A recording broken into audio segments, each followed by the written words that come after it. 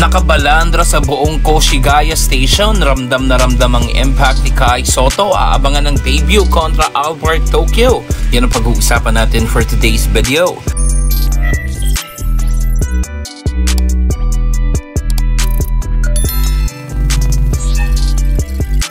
Ibang klase talaga ang kasikatan ni Kai Sotto at ramdam na ramdam agad ng Koshigaya Alpas ang tila pagdami ng supporters nila sa kanilang mga social media accounts, mapa Twitter, IG at YouTube man ito.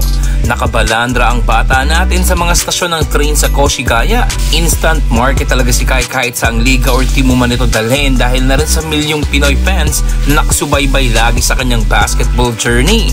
From his debut game sa liga ng NBL Australia a couple of years ago at hanggang ngayon sa third season niya sa liga ng Japan B-League with his third team na Koshigaya Alpas. Mas lalong dumarami pa ang supporters ni Kai ngayon dahil na rin sa mga performances na ipinakita nito, especially sa international stage. Syempre hindi pa rin mawawala ang mga haters na talagang kahit anong gawin niya, mapatama man ito, ay laging magiging mali ito at may mapupuna sa paningin nila.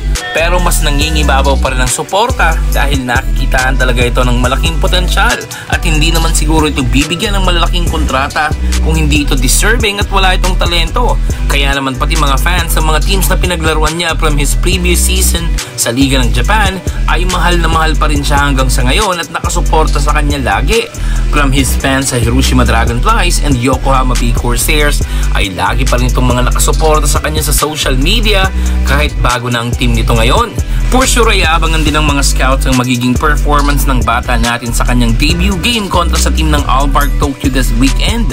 Ayon kay Coach Ansay ay gagawin niya ang lahat at ng organisasyon ng Koshigaya para mailagay si Kai Sotto sa posisyon na mag-i-excel ito at mamamaximize niyang gusto ang kanyang talento at height, night in and night out. Parte rin siguro ng deal ng Koshigaya at ng kampo ni Kai Sotto ang magandang playing time dahil yun ang pinakakailangan ng Pinoy import sa ngayon.